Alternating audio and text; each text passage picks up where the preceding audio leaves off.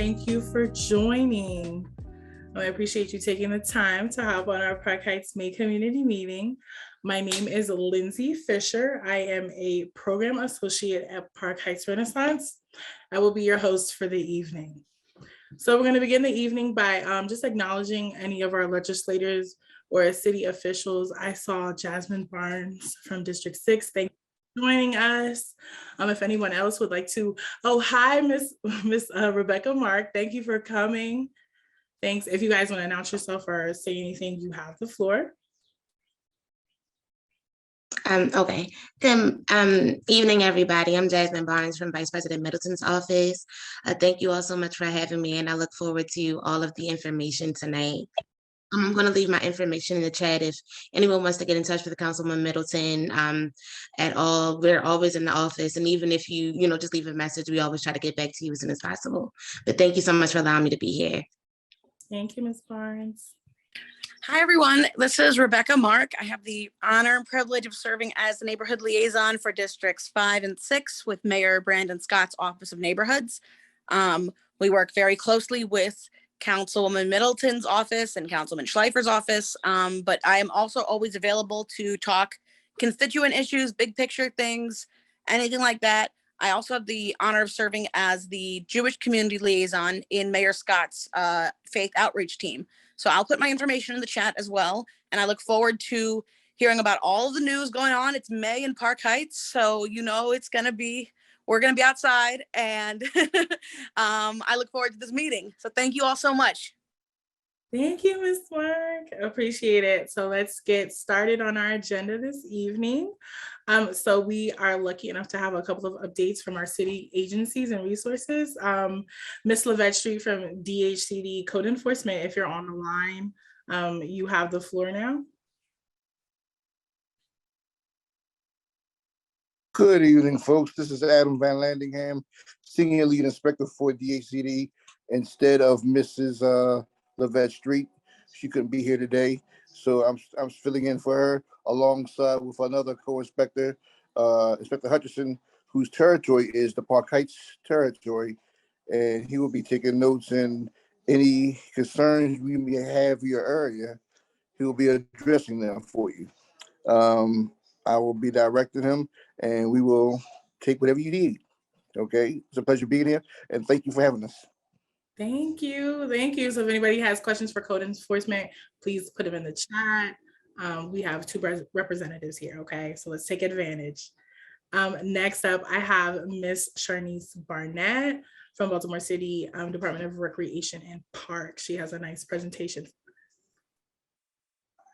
Yes. Okay, so I'm going to share my screen, and I'll try to be quick because I know Mr. Nunley has to go, and I don't want him not to be able to share, but I have a lot to get out there today. So, all right. Okay. All righty. So I'm going to. Can you all see my screen? Okay. Mm-hmm. Yes. All right. Awesome. So.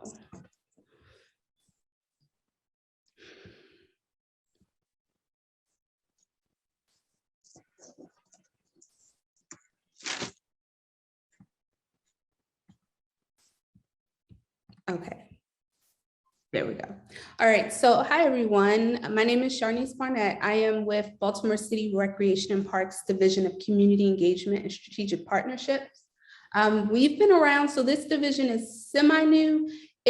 We've been around since 2019, but we haven't really had the chance to get our feet on the ground running like we wanted to, because when we first started, we had the malware, so we were shut down, couldn't use computers, and then right after that, COVID hit. So we're just starting to get our footing as to how we as a newer division want to function, how we want to work with other divisions, agencies, and with the community. So today I'm just going to share some general updates about what Rec and Parks has going on. And if you have any questions, please let me know. If I can't answer them right away, I will get back to you. And I'll give you all my contact information as well for you to send me email or text. All right, so generally, I just like to reiterate the mission of Baltimore City Rec and Parks. So of course, we are a government agency, but our mission is really to improve the health and wellness of Baltimore through quality recreation, preserving the parks and natural resources, and promoting fun and active lifestyles for all ages. So conservation, health and wellness, and social equity are essentially our pillars. Usually when people think of rec and parks, they go straight to rec centers, but our team is really emphasizing parks and green spaces and outdoor recreation as well. This is just a general overview of what we offer. So just going back to we're more than rec centers. So we have therapeutic rec for people with additional support, who need additional support, special needs. Senior citizens, we have general rec programming, outdoor rec. Forestry is a part of our team, the recreation and parks team. So street trees, things like that are a part of. We have horticulture, so city farms. And then we have an IT team that helps us internally and make sure that our rec centers and other assets have Wi-Fi and things like that. So we have a lot of different moving parts within Baltimore City Recreation and Parks. Just more about what we offer. So in our parks, we have rec centers, we have the parks, we have tennis courts, playgrounds, pools, skate parks, dog parks, you name it, we have it. And so just a little bit about our team, or my team that I'm on, the Community Engagement Strategic Partnerships team. So these are all the team members. So I am a community liaison specifically for districts 4, 5, 6, and 13. And so you all are in my district, and my chief is Tim Almaguer. We also have grant development, and I'll talk a little bit more about what types of, the grant that we offer under our division. We have a liaison manager, Carlos, and then Earl and Tony are also liaisons. Earl and Ashanti also serve as the volunteer coordinators for our agency. So usually when corporations want to do work with Rec and Parks, they generally go through Earl and Ashanti, they coordinate. And also when community members want to do volunteer events, Earl and Ashanti work with them to ensure that they have what they need. And they also help coordinate events to give communities more manpower as well. A little bit more. So we make sure that we share information about programs. We inform the community about ways that they can be involved. We answer questions, listen to new ideas, partner, and essentially we want to help identify just what the needs of the community are, and if we're meeting those needs through the services that the agency provides. We take that information and share it internally, and then we're like that group that just follows up. So we're I guess the middleman for the community, between the agency and the community. And so here's a little bit about what we have going on this spring and summer. I mentioned we have therapeutic rec. So we have Special Olympics swimming, we have track and field and bocce. This year, it will culminate into these individuals competing in the Maryland Special Olympics State Games at Towson University this June. Our senior division, which serves individuals 50 years and older, they have a special initiative called Stepping with Grace.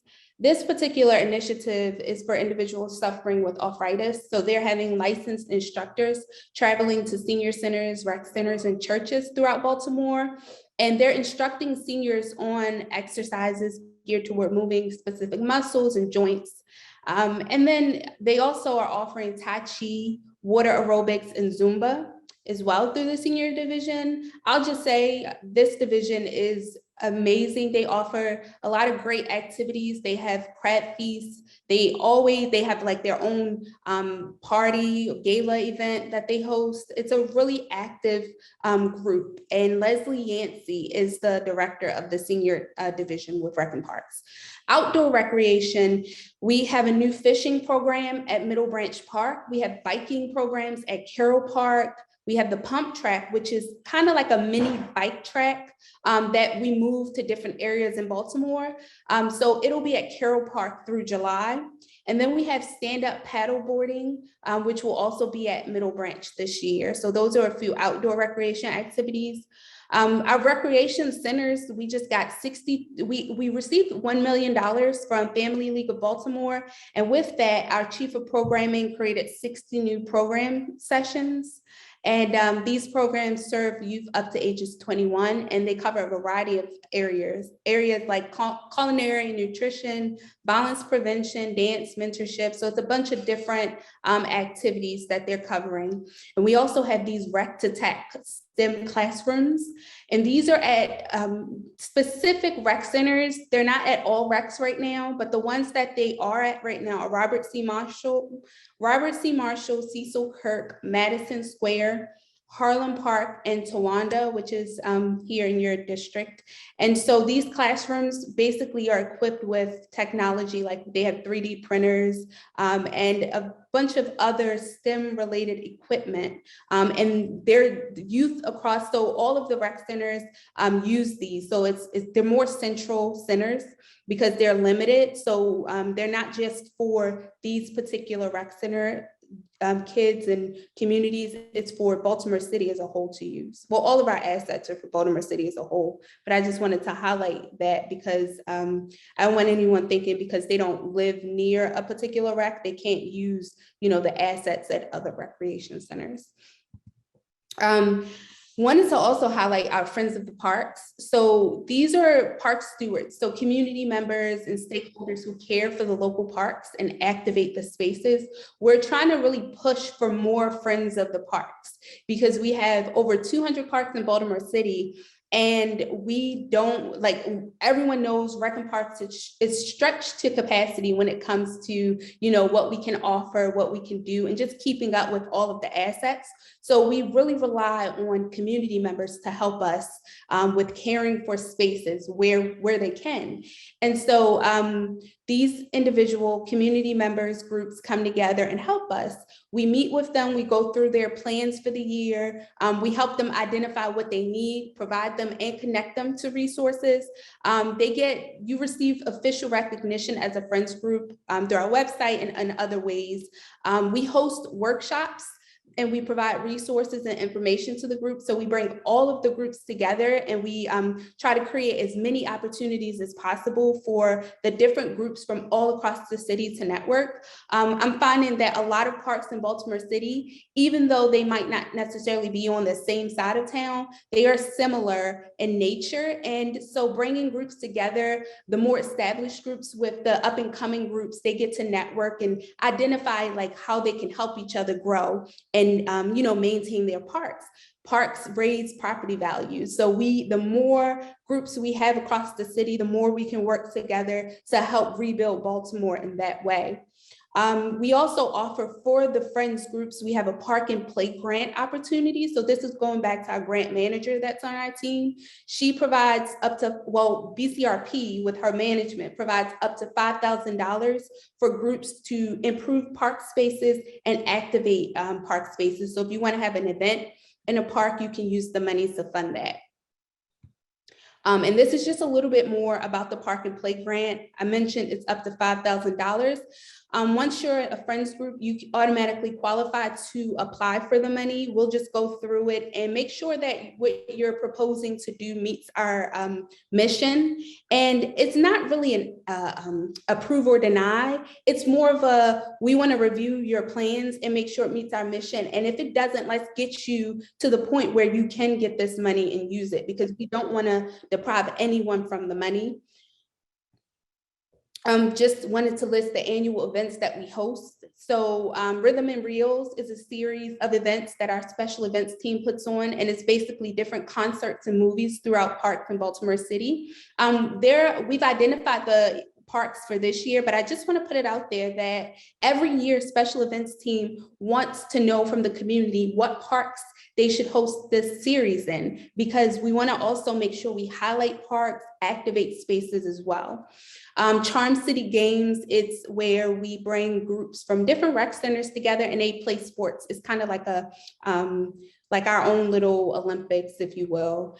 AFRAM, it's this year, AFRAM is Juneteenth weekend. It'll be June the 18th and 19th.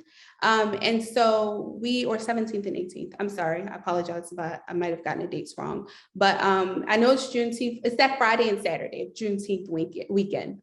And so you all should have seen the lineup now. They had the press release, so concerts, vendors, things like that. Park and Pumpkin is the fall event. We have the $5 5K series, which is a little mini marathon, day of play, drive-ins and tailgates. So that's also another movie series as well. Quick update about playgrounds. So we have restart. So we were on back order because of COVID. So our playground safety coordinator, just she's going to be going around fixing rubber membranes around at playgrounds and parks. So she's working off of her 2019 list, but she did get that updated, which is a big deal because a lot of parks in Baltimore need membrane to be repaired or replaced. And so for us to really be on track to get that done is a big deal. We received, of that $41 million that was advertised a few months ago, we received $5 million of that to be allocated toward parks. So it'll renovate about 20 BCRP parks. We also have a partnership with Kaboom and Baltimore City Public Schools, in which they will be renovating 25 playgrounds in 5 years. Those playgrounds have not been identified yet. And so I will not be able to give you like any specifics about those playgrounds. And just generally, and this is for every concern that you have with BCRP, please just put in a 311 request first, unless it's an immediate emergency, call 911 if necessary. But for like repairs or general requests, do a 311 request and then send your SR number to me as your liaison, and I'll help track it and follow up on it and get back to you. And again, you'll have my contact information. This is just a quick checklist. And I'm going to create a PDF and share this presentation so that it can be shared out so that you can have these. So I'm going to kind of go through things a little bit quicker. But this checklist is something that we encourage communities to use when they're identifying whether or not they need a capital improvement project or a playground renovation. So this is just a quick checklist of things to consider, because this is really what BCRP uses to prioritize projects as well. So we would just want to be transparent about that information. So when you put in your request, your odds of being approved for renovation are a little bit higher than they would be without this list. No guarantees, but it just trying to help you increase your chances. Just a quick blurb about forestry. So our forestry team, we have, again, for all requests, trees, tree-related, street trees, fallen trees, limbs, put in a 311 request. If you want to order trees, you can order them to be planted. So the best time to do so would be January, February for spring plantings, and August and September for fall. So if you're thinking about plantings for fall, please order August, September. We have a tree keeper and weed warrior trainings. And these are basically, and our friends groups are actually, they receive these trainings. Many of them are already tree keepers and weed warriors. And they help us really just with removing invasives, caring for trees and things like that. We also have Camp Small, and there's a link to that catalog here. Camp Small is a great, best kept secret, I think, of forestry, because they actually use wood and lumber, fallen trees to create furniture. They have mulch. I mean, and they just have so many great things they offer. It has there's a small fee attached, but compared to what it would be if you went and purchased this furniture from the store, I mean, it's really quality stuff and it's professional grade. So definitely encourage you all to look into Camp Small. And then just want to close out with us. We want to collaborate and get involved with the community. So we connect with schools to table events, to table at schools, table events, canvas the community. We have a vendor proposal form. So if you want to become a BCRP program provider, there's a form that you fill out that goes to the chief of programming. You'll fill out one form for each program that you propose. Also, we're looking for AFRAM vendors. So the link for that is also here.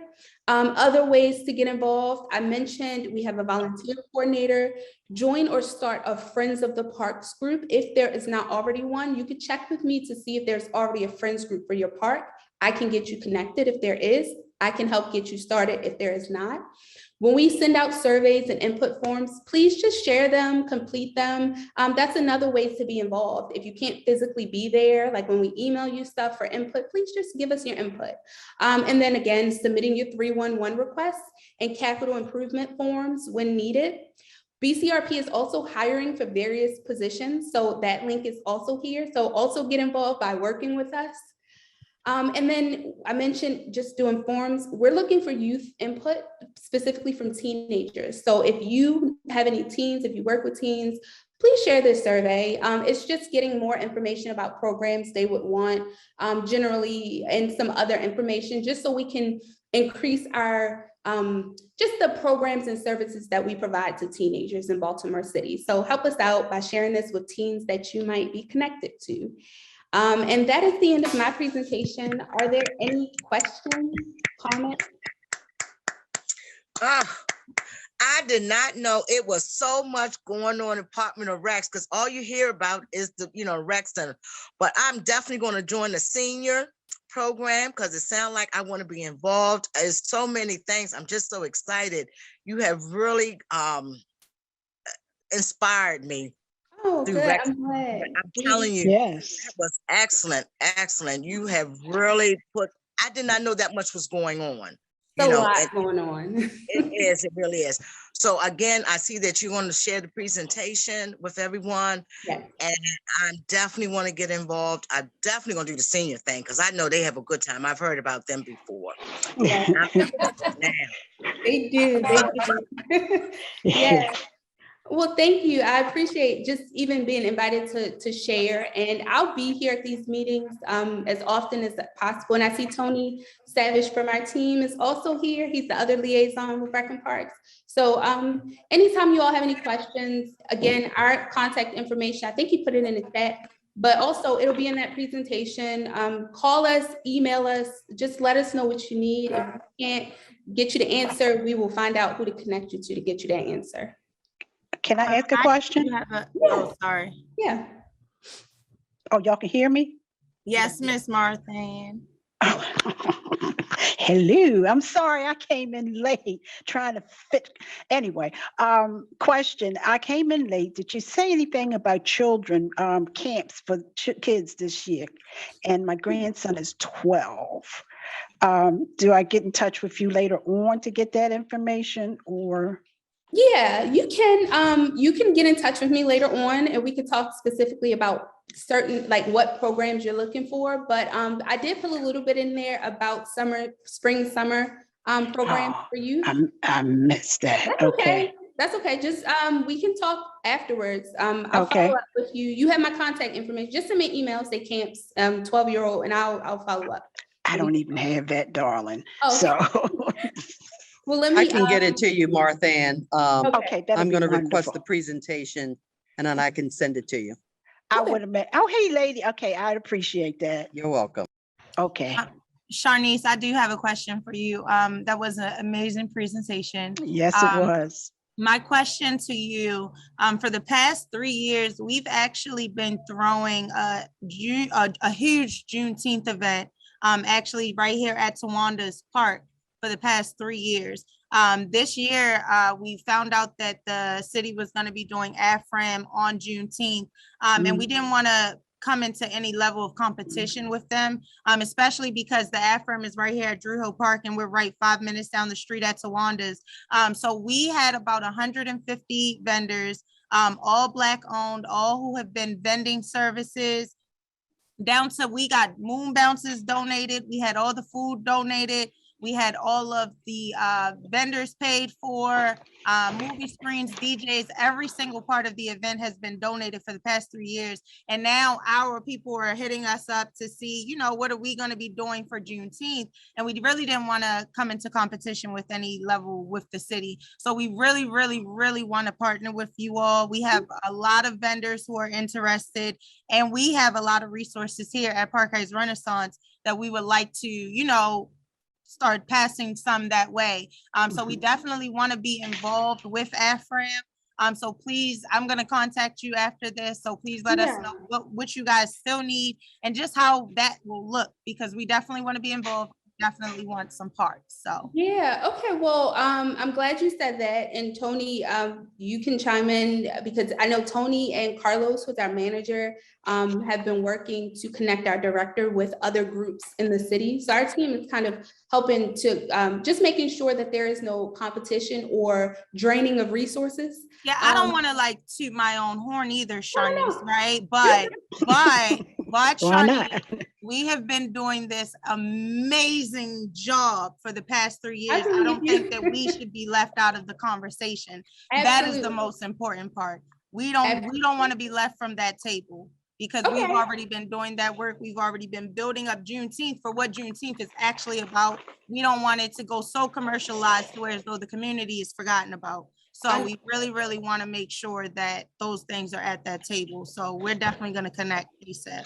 Yeah, we'll make sure you get connected with Director Moore, who had an initial meeting with groups that we could think of off top that were hosting Juneteenth events. So they were sent to us to get in touch with them. But we've been spreading the word about AFRAM and vendors because we know we haven't gotten all of the community members that host Juneteenth. So whenever we can, we do make that connection. And so if you just reach out to me and I will get you connected so that you're included in that conversation about collaboration for Juneteenth. Thank you so much. Yeah, thank We can you. also send you the vendor application list. Absolutely, and I appreciate that. But again, I would like to, we got some planning to do. Again, we are on some planning committees. We have had air tables for 5 years. We threw a Juneteenth event at Tawanda's in the middle of COVID, in the middle of a pouring rainstorm where people never stopped coming. We had 150 Black-owned businesses where our dollars were being recycled. So again, this is bigger than just us providing you with some vendors. We definitely want to be in on the conversation and at the table. Yeah, we might want to have this conversation sooner than later, because I mean, absolutely, we're gonna have it Juneteenth as is soon right as around we the finish corner. this call. Yeah, just like, as soon as you can, send an email. and Absolutely. We'll work from there. Okay. Well, Thank thank you, Sharnice. Thank you, Mr. Savage. You guys do have a question in the chat. And for the sake of time, I'm just going to ask, can you respond to Ms. Matthews in the chat? She wanted to know about adding groups to the summer camps portal. Okay. Okay. Thank you. Thanks, everyone. So much. So next we have an update from Mr. Larry Nunley from Department of Public Works. You have the floor. I'm sorry, I'm a little bit under the weather, but I'm coming back. Yes, this is Dr. Nunley. I put my name and my information in the chat. I also, what I'm going to talk about, put it all in the chat so you'd be able to find it. But we are celebrating Public Works Saturday, May 21st, 2022 at 10 a.m. to 4 p.m. Open to the public, rain or shine, in downtown Baltimore on the promenade at Eastern Avenue and Harbor East. Celebrate National Public Works Week and meet the people who keep our communities moving. Meet People Works teams from across the region, plus Big Truck Day, tour the pump station, food trucks, activities for all ages. Come and learn about public works and the vital systems that help keep us moving, clean, and healthy. Find out about the great career opportunities in public works as well. Tour the beautiful historic Eastern Avenue pump station infrastructure incognito.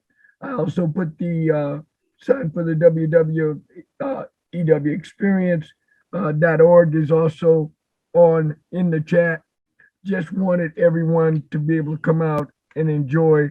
For those of you who don't know what the Big Truck Day is, it's all of our biggest trucks from all our different agencies, as well as the Sheriff's Department. They deputize the kids, make them future sheriffs. We have IDs where for the children of underage children, they give them, they make sure that they have IDs and information, the way to have your children all documented.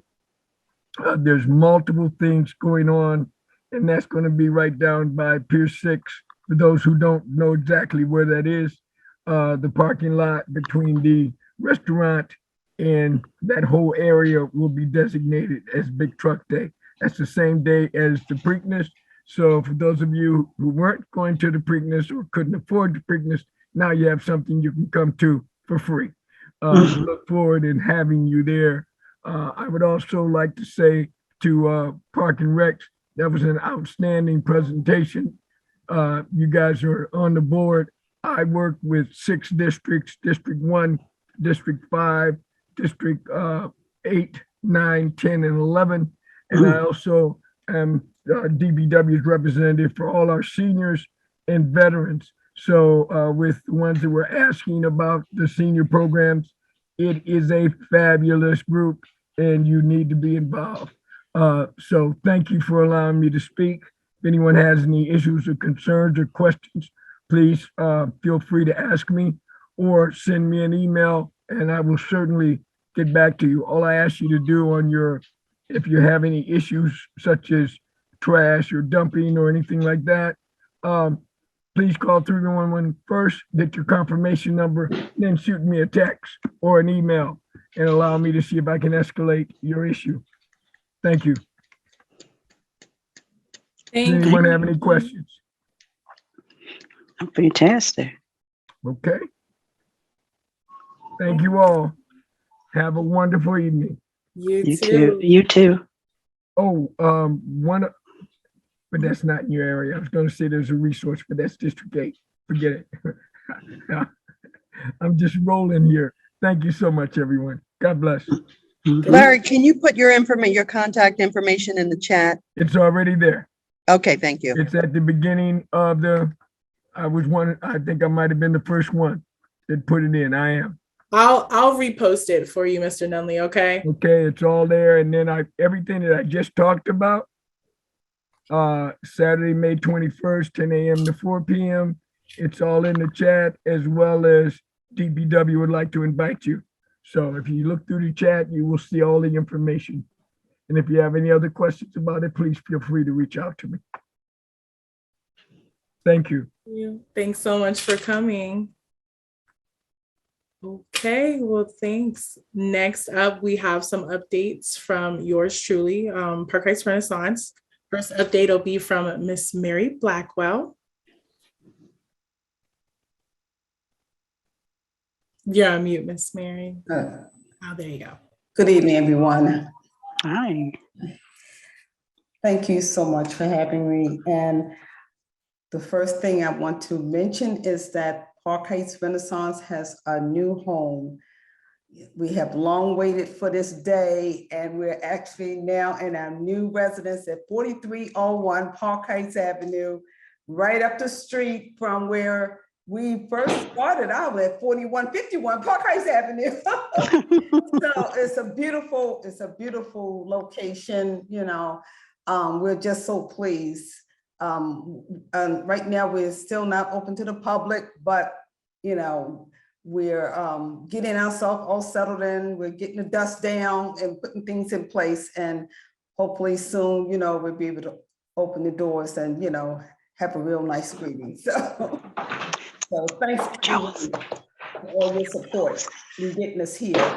I just do want to mention also with the address that if the Renaissance Row apartment buildings shares the same address. So we share the building with them, but we're on the ground floor to the right. Thanks. We're going towards Coast Green. So we're in Suite A. So we're actually 4301 Suite A for our location, and Renaissance Road is 4301. The other thing I just want to mention real briefly is that we also, Park Heights Renaissance is proud to sponsor the first annual George Spider Anderson Preakness Arts and Music Festival. was that Music and Arts Festival. And it's gonna be on the same day of the Preakness, which is May the 21st. Thank you, Lindsay, for posting that, from 12 noon until 6 p.m. in the 47 and 4800 blocks of Park Heights Avenue. As you can see, there's gonna be a great lineup. There are gonna be festival attractions that will include video screen with live race streaming. Also, there will be live entertainment, food trucks, community village, where you can actually get a lot of information and resource information that day. So hope you will join us. And we also want to mention that there's a sponsorship. If you want to sponsor, there is different levels that you can sponsor at for the sponsorship levels. And trying to see how to get, if I can get that to Lindsay, maybe she can post that some kind of way. Is that possible, Lindsay? It might take me longer than it should, unfortunately. Well, okay. All right then. Well, thank you so much again. Thank you, Ms. Mary. Thank you, Ms. Mary. And just to add to what Ms. Mary said, our community village, which is like our nonprofits and community orgs, please feel free to reach out to myself or Aisha Burgess if you're interested in setting up a table on Saturday's event, okay? Thank you.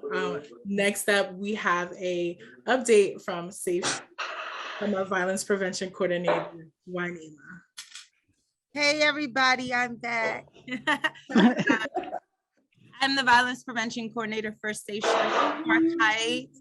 And today, our updates, I'm almost certain that you guys have been hearing on the news that Park Heights was the latest victim of our mass shooting here in Baltimore City. So we just had witnessed a mass shooting here in one of our zones at Borman Avenue and Reisterstown Road, where people were definitely injured. A young man was injured, and just a lot of older guys and innocent bystanders were injured and harmed in the shooting. So we are going to be doing a community rally and response to that shooting tomorrow. The entire community is coming out. The entire city is coming out.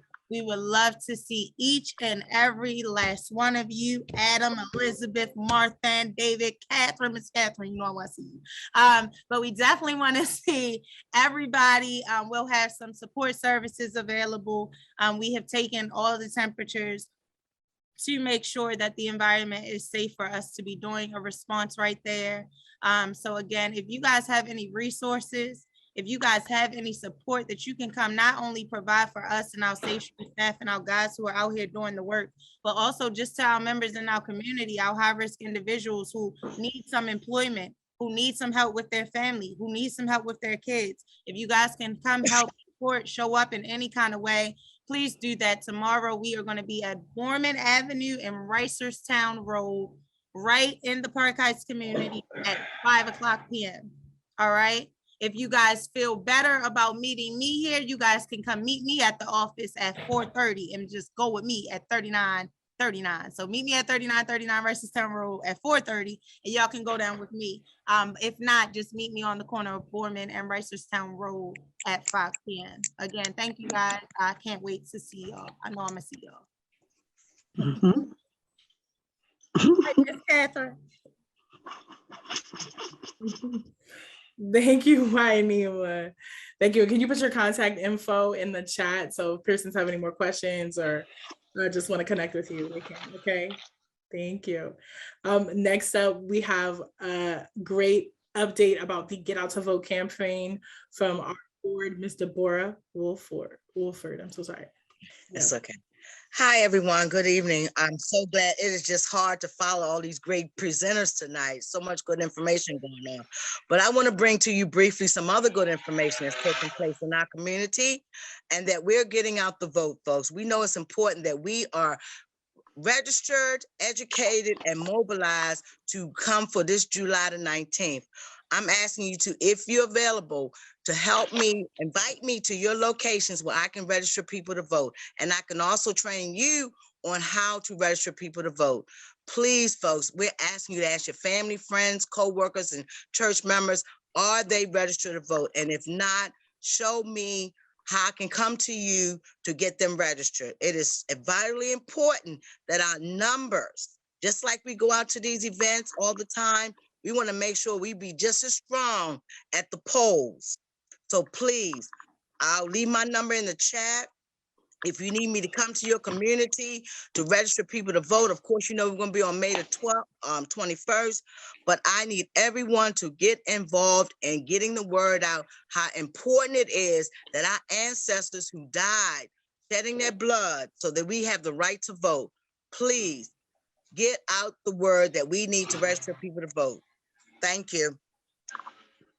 I have a suggestion, if I can. Yes. For the Sankofa Museum, have you talked to them? Maybe they can set up something there to have people to come to vote. I'll speak with them. Yeah, I mean, you know, and that's advertising for them too. Yes, ma'am. Yes, ma'am. Yeah. Yes, ma'am. And Miss Okay. Valley, yes, I can come set up a table with you too. Okay, Thank you. sure. Thank you. We need to get the word out how it's important. Not only we register people, but we make sure we educate them about what's on the ballot and make sure they get out and vote. It is so important, folks. Yes, it is. Yes, it is. Thank you, Miss. Thank you. Oops. Ms. Deborah. Wait a minute. Let me. You have a message in the chat from Valerie Matthews. You know, if you can come by their food pantry one Wednesday and register. I'm And sorry. okay. I'm sorry. Oh no, you're fine. It's nothing. No, I'm trying to get these dogs out of here. Okay. All right. So we're gonna move along. Next up, we have a presentation from Sharon McClernand and David Baker of LifeBridge Health. Oh. Let's welcome them. Hello, how's everybody doing tonight? We're going to put up our Hi. presentation. So I'm Sharon McClernand, and I'm joined with the wonderful Mr. David Baker, who is sharing his presentation. Wave, Dave. Okay. And we are with the population health team at LifeBridge Health. And so I wanted to first come here and tell you tonight that I will admit that our healthcare, our hospitals have not done a good job in the past of coming to community groups like this and talking to you about our community health needs assessment, our community benefit plan, and some of the things that we're doing in the community, as well as some ways we could partner with people in the community. So Dave, go to the first slide. I put my contact information also in the chat. So once, you know, as we go through the presentation, please feel free to ask questions in the chat. We're very informal. You know, we're happy to answer your questions as we go along. So first of all, we wanted to just talk a bit about our what we're looking at. So we know that Baltimore faces a lot of significant health disparities. Many of our health outcomes are the poorest among our Maryland's 24 counties. Our prevalence of COVID-19 complication risk factors among residents, diabetes, we're 18 to 22% compared to the citywide average of 12.6%. That's very high. And this is in our Park Heights, our Sinai Hospital area, okay? Hypertension, 47 to 52% compared to the citywide average of 36.4%. And obesity, 47 to 53% compared to the citywide average of 38.7%. The West Baltimore zip codes are in some of the area deprivation index's most disadvantaged block groups based on factors including income, education, employment, and housing quality. So I want to give Dave a few minutes to talk about the map on the next slide. Sure, yeah, and good evening, everyone. It's great to be with you. Thanks for the invitation. I did want to show just this map to kind of really illustrate. You can see the Park Heights community right next to Sinai Hospital. And really the color coding on this map shows sort of the level of hardship. So if you look at the kind of key in the bottom, the least disadvantaged block groups or neighborhoods are in blue, and they get progressively kind of more disadvantaged as you get to red. So the more red you are, the more disadvantaged those block groups are. see the area around Sinai, sort of to the west of Sinai and north, very red. Really, most of West Baltimore is an area of depredation. The risk of poor health outcomes kind of go up based on kind of the level of depredation. So for example, the chance of being readmitted to a hospital, having to go back after being discharged from the hospital goes way up. It's worse than having diabetes, sort of equivalent to having emphysema. But I'll turn it back over to. So one of the ways, can you go to the next slide, Dave? Yeah. So one of the ways we go about this is every 3 years, first and foremost, we're required to do a community health needs assessment, which happens every 3 years. Our most recent one was completed in 2021. And in the midst of COVID, if you can imagine. So normally we would take surveys out, we would be at events, we'd have people fill out surveys. This time it was a little bit different because we were in COVID. We had a really hard time. A lot of our surveys had to be done electronically. We know that there's a lot of people that don't have email or don't have access to email. So our team was out there with their masks on, standing outside of grocery stores, standing outside of various public locations, trying to catch as many people as they can. And I'm proud to say that between Sinai and Grace, we hit about 40% of the total surveys for the whole city of Baltimore. We do this in collaboration with the health department and all of the city hospitals. We had 40% response rate just from our area. So very happy about that. And about 21% from just the Park Heights area alone. So we're very proud that our people told us what they need and what they felt was going on in their neighborhood. So we're really happy about that. We collect information from the community on what it needs for better health. So go back a minute, Dave. Residents give input on what they feel is necessary. We do that through community surveys. We do that through focus groups. So we have several focus groups that we look at. The Sinai-Levendale area, we had 663 out of the 3,100 roughly responses. We asked questions regarding health issues, social issues, mental health, access to insurance, barriers to healthcare services, and ideas for improving our community. Next slide. Dave, can you move in? There you go. So the three most important health problems, this is from the community surveys, no surprise, alcohol and drug addiction, mental health, depression and anxiety, followed by diabetes and high blood sugar, heart disease and high blood pressure, smoking and tobacco use, and cancer. Next slide. What we heard was the most important social problems, because we know that social issues play into health, okay? You guys heard the speaker from Parks and Recs talking a little bit about this, and I was taking lots of notes during her presentation because I think there's a lot of opportunities to partner with them. But we heard lack of job opportunities, housing and homelessness, neighborhood safety and violence, limited access to healthy foods, and availability and access to a doctor's office. Okay, next slide. So what we do is we ask the community, tell us some ideas that you have to improve the community health of the community.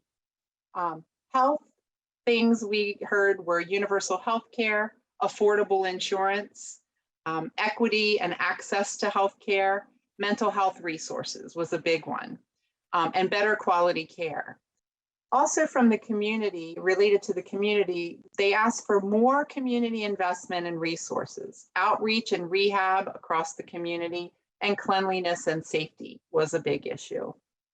Economics was opportunities for people, less socioeconomic discrimination, and nutrition, access to healthy foods and more affordable fresh foods. Go ahead to the next slide. So we also hold focus groups and stakeholder interviews. Obviously this year, when we did it in 2021, we couldn't put a bunch of people in the room, but we did invite people to have a town hall. So we hosted a town hall in our area.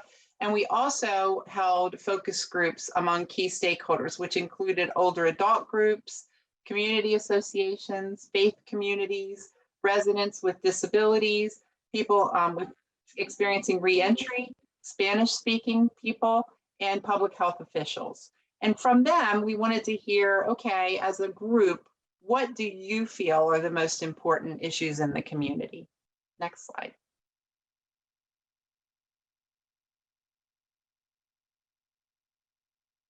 So out of those specific groups, we heard that the top health concerns were high blood pressure, diabetes, and high cholesterol, mental health, illness, depression, and loneliness. That was a big thing we were seeing during COVID. Drug and alcohol addiction, substance abuse, nutrition, wellness, cancer, HIV and AIDS, and stroke. And some of the most significant social and environmental barriers were unemployment and poverty, crime and trash, as well as safety across the community, lack of transportation, lack of open space and recreation, and language barriers. Next slide. So we also asked reasons for not accessing care, like what keeps you from accessing care? And what we learned was a lack of insurance or underlying lack of funds, distrust of the health system, that's big. And there's perceived discrimination from folks and why they distrust the healthcare system. So we have a lot of work going on around that. Delays in receiving care, lack of transportation, and lack of education, and not meaning college education, but just lack of education about health and what's going on, you know, with health. How do you tell if you have something going on with your health? Those kind of educational needs.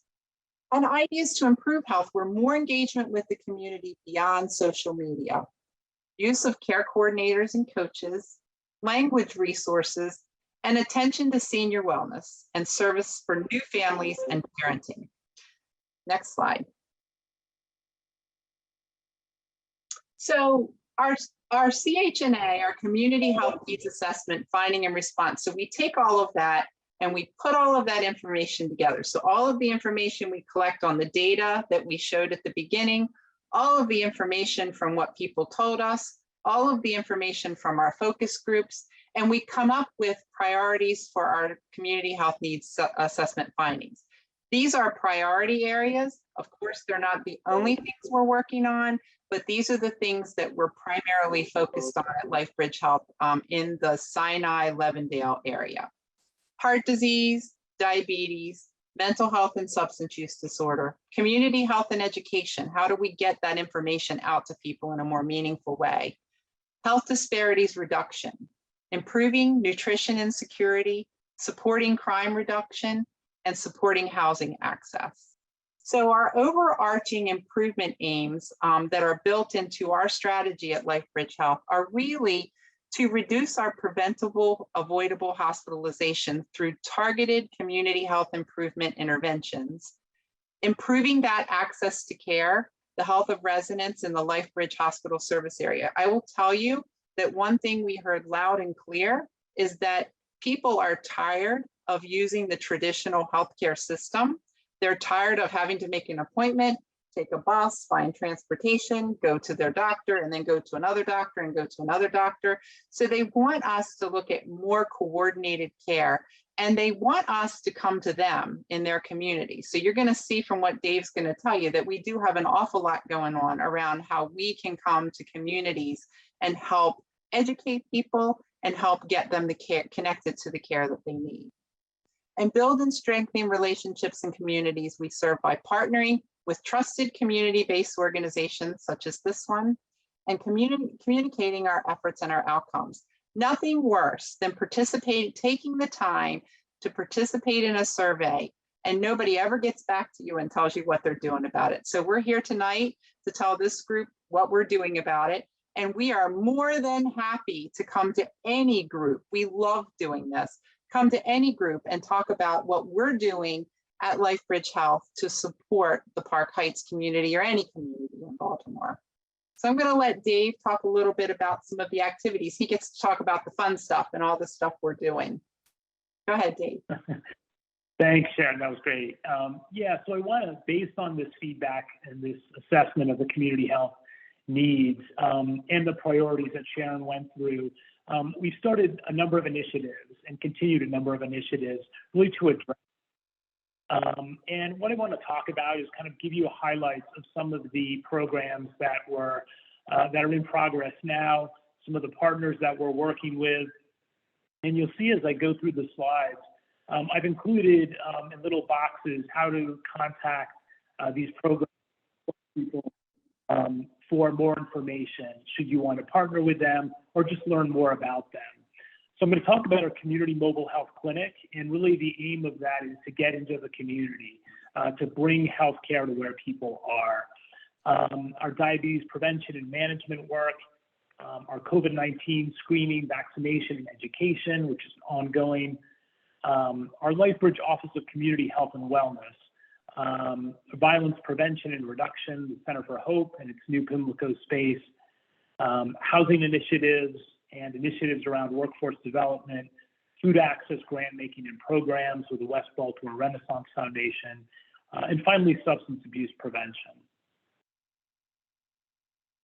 So first, our mobile health clinic.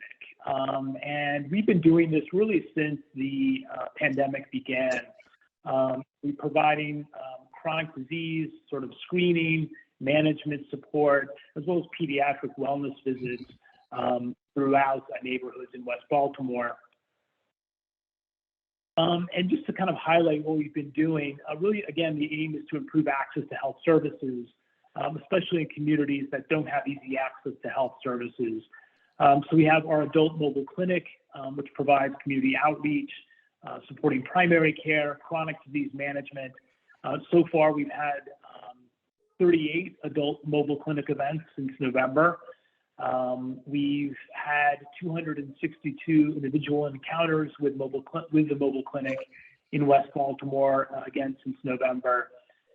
And we're actively partnering with community organizations to improve the health of residents. So, we bring our mobile clinic to West Baltimore through partnerships with churches, faith-based organizations, through barbershops and salons, through senior centers and buildings, and through public libraries. So we also, as I mentioned, we have pediatric clinics as well, designed to support vaccinations, that type of thing. And again, here's some contact numbers for you. And I've sent these slides to Lindsay too, who can, I'm sure, share it with this group. So if you have interest in partnering with us, if you have an event coming up, please give us, again, a month or two of notice, but we're happy to kind of organize that with you and provide these types of services in your neighborhood for your event. And these are just a couple of quick examples of some of the work that we've done with the mobile clinic. So example one, we had a senior building resident with high blood pressure, reported he'd been without his medications for the past 4 days. Our community health worker with the mobile clinic called a pharmacist who was able to get that individual a 30-day supply. And we reconnected that resident with his primary care provider and a care coordinator to provide some education, monitoring, and medication management. Another example, we had a concerned mother of a former patient at Sinai Hospital who's been bedridden in his room for several months, not eating and displaying mental health issues. Our nurse identified some physical and mental concerns, called the Baltimore Crisis Center, which dispatched social and health resources, and the son was taken to the get much needed medical, behavioral, and follow-up care. So I mentioned diabetes prevention and management. As Sharon mentioned in the beginning, this is a big issue throughout Baltimore, throughout the nation, really. So LifeBridge partnered with St. Agnes. So we applied for funding from the state for a regional partnership focused on residents of these zip codes, these 5 zip codes. And what our program offers is education through the diabetes prevention program for individuals who may have diabetes, maybe they have pre-diabetes, diabetes self-management training. And we know that nutrition, the type of food people are eating and have access to can really impact health and outcomes, especially with diabetes. So we do provide free or low cost access to healthy foods to support, folks with diabetes to help better manage that condition. So again, if you're interested in learning more, if you're a resident or know somebody who has diabetes or may have diabetes and lives in one of these zip codes, please feel free to contact Nicole Dixon or Rachel Galkin at one of these numbers to get more information and about eligibility. And numbers to date so far, this is ongoing enrollment, so we can accept people at any time, really. Right now, we have 6 cohorts in progress, 71 enrolled participants. We have over 1,000 people enrolled in diabetes self-management training, and we've made 193 referrals to our Food as Medicine program.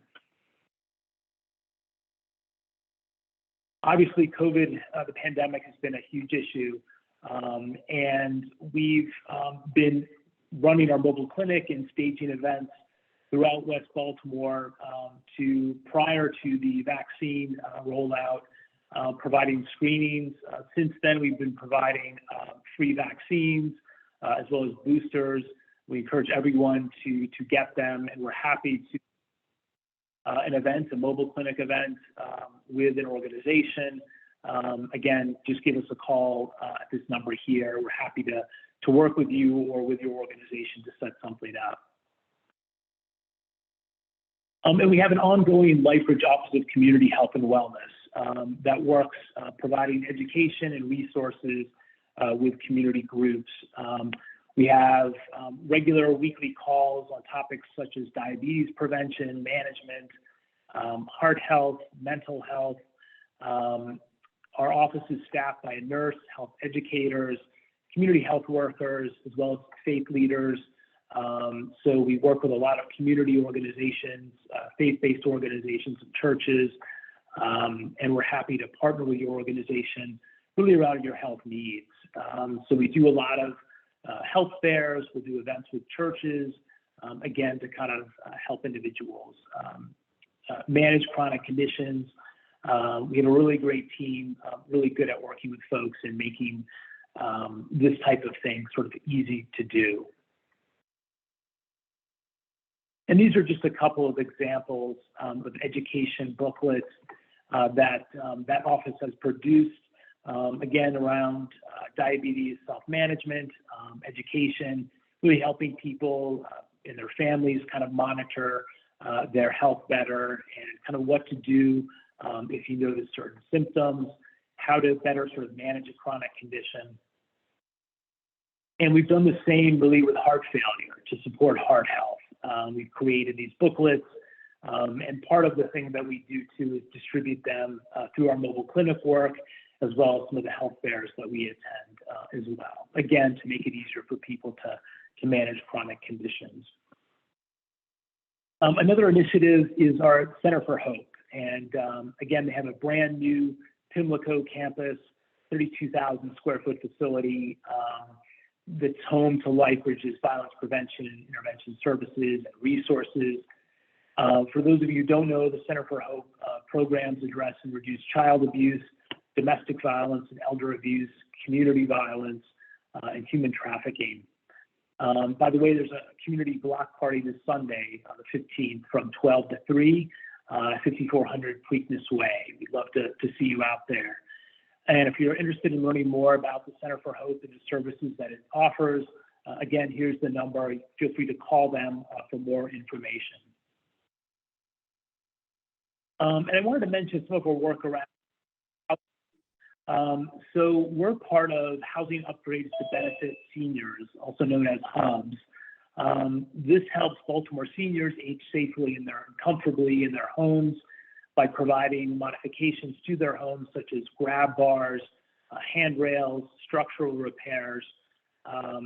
There are some eligibility requirements. They must be a Baltimore City resident, be 65 years of age or older, and meet a certain income threshold, 80% or below the Baltimore metro area median income.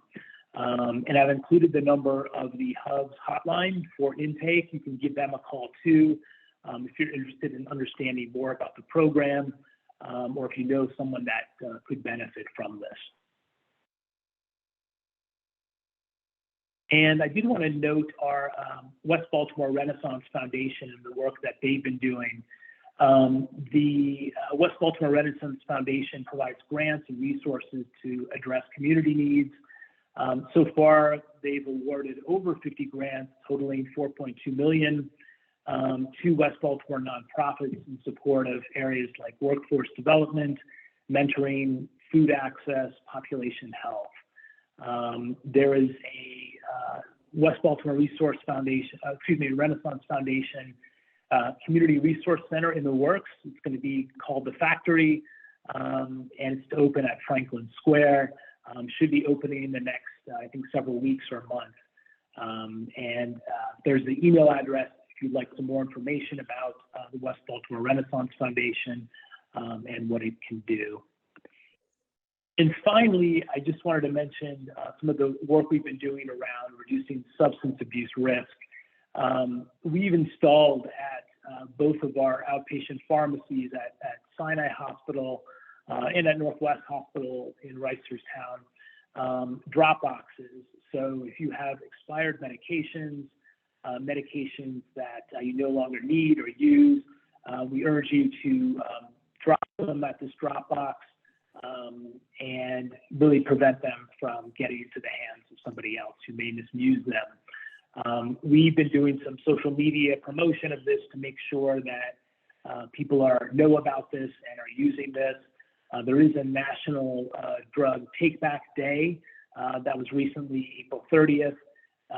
But again, we have these every day, and you can always bring them by one of these locations to drop them off.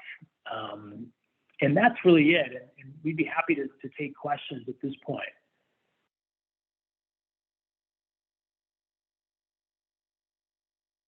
Any questions for Dave or I? I really appreciate your time, and I mean it. If you have, events, or if you have things that you want us to come out to, we are more than happy and stand at the ready to come and help your neighborhood and your folks to get what they need. All you got to do is tell us where you want to be and what you want us to bring, and we're happy to be there. Sharon, I do have a question. You guys have the block party coming up this weekend for Center of Hope? The Center of Hope is Sunday, yes. Sunday? Yes. The 14th? Yeah, the 15th. Okay. Okay. Yeah. I'm excited about the Center for Hope being right here. Right. We'll have access. One of the points that Mr. Stephen Johnson actually made at the opening was, just to encourage you all to really get out in the community and get involved with the community. So making sure that those efforts are happening. So to hear that you guys are going to be bringing health into the community so that people aren't going to have to travel, that's exactly what they've been asking for. So it's good to hear that. Yep. And if you want us to be at the AFRAM event or any event that y'all are a part of, we're happy to come out and See you tomorrow. I will see you tomorrow at the shooting response. Okay. Okay. And I put the flyers in the chat. If anybody wants a copy, it's in there. I'm sorry, are there any more questions for Sharon and David? No? Well, thank you so much, Sharon and David, for your time. Thank you for that presentation. Can you please drop your contact info if you haven't already in the chat, just so folks have your info if they want to connect with you. Thank you. But I will do it again just in case, because it probably got lost. Thank you. And now we've reached the part of our meeting. It's an open floor. If anyone has any events, anything going on in the community that they want to shout out, now is the time. Ms. Catherine, I know you have some training coming up. So I know, or did the session start already? Well, feel free. Oh, it started. Okay, okay. If anyone's like to shout out an event or anything going on in the community, please do so. Okay, you have the floor. Hey, I'm sorry. Good evening, everyone. My name is Lavette Street. I'm the Assistant Superintendent for the Northwest District of Code Enforcement.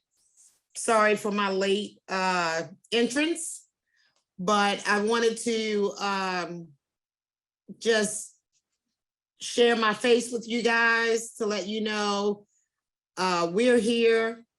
We're always running to whatever we need, you know, when you all call. I wanted to share my senior lead inspector, Adam Van Landingham. Adam, if you can show your face. And then I also have your district inspector, Inspector Hutchinson. I need for Hutch to, we call him Hutch, to share his face as well. I want to just share, you know, a few things. We rely on you all to let us know when we have issues that, you know, we can't get to or may miss because we're handling all of the 311 complaints that come in. But that does not mean that we do not want you or need you to let us know when you have an issue. Okay, so 311 is your friend. I say this at every community meeting I attend. 311 is your friend. They're simply the intake center, right? So please don't call 311 with results of your, asking for results for your complaint. You call 311, you give them the address, what your complaint is, we get it, we're there within 48 hours, we'll have an answer for you. Give us a call. If you don't want to leave your name, if you want to remain anonymous, that's fine. If you do leave your name, we'll get back to you with the results of the inspection. I just wanted to share, you know, that with you all. My senior inspector did share some stats with you guys. So I just wanted to reiterate that with the Central Park Heights. We have 482 vacants. Our DHCD, which is the Department of Housing and Community Development, we actually are working tirelessly at getting these owners one by one, and it's going to take some time, but we're working really hard at holding them accountable. We're issuing failure to abate citations. Those failure to abate citations carry a $900 fine amount. And we ship it on to our legal department at that point. We issue failure to abate citations. We send it over to our legal department. There are a whole lot of different aspects to our vacant buildings. For instance, if it's a deceased owner or owners, then we forward it to our legal department faster than we would owners that we can find. We have our special investigations unit that we rely heavily on to do just that. They go out and they seek and find however they can, the legal owners to these vacant buildings that we can address them, communicate with them. And when they're non-communicative, we send it to our legal department. So we're working really, really hard with our vacant buildings, you know, to do whatever we need to do to make it a non-vacant. We are aware that we have, issues regarding people that will enter these vacant buildings. They remove the boards off the buildings.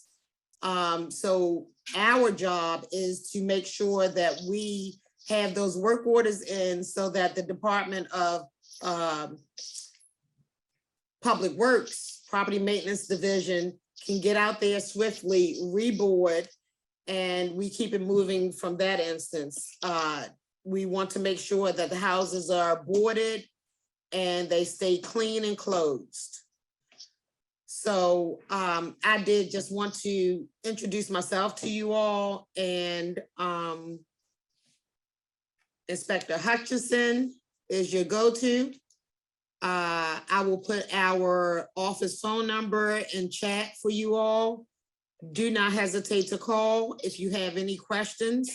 Again, 311 is not the place to call for questions. I get that a lot.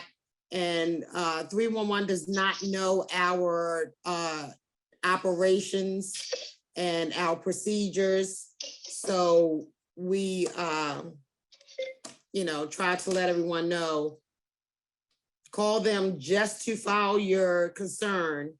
And then from there, we'll take it over. So thank you for your time. I'm sorry for interrupting. I know you want to roll, and I appreciate everything that everyone on here does. Thank you, Ms. Street. Do you have a moment for a quick question? Stephen Johnson has a question for you. Stephen. Absolutely. Feel free. Hi, Ms. Street. How are you? I'm good. How are you? I'm good. Thank you. I'm good. Thank you. Question. Are you guys still at 3939, like the office? Like, are you guys still functioning out of there or no? We are. Okay. However, we're all teleworking. Our office is there. We have our office support staff that's there daily.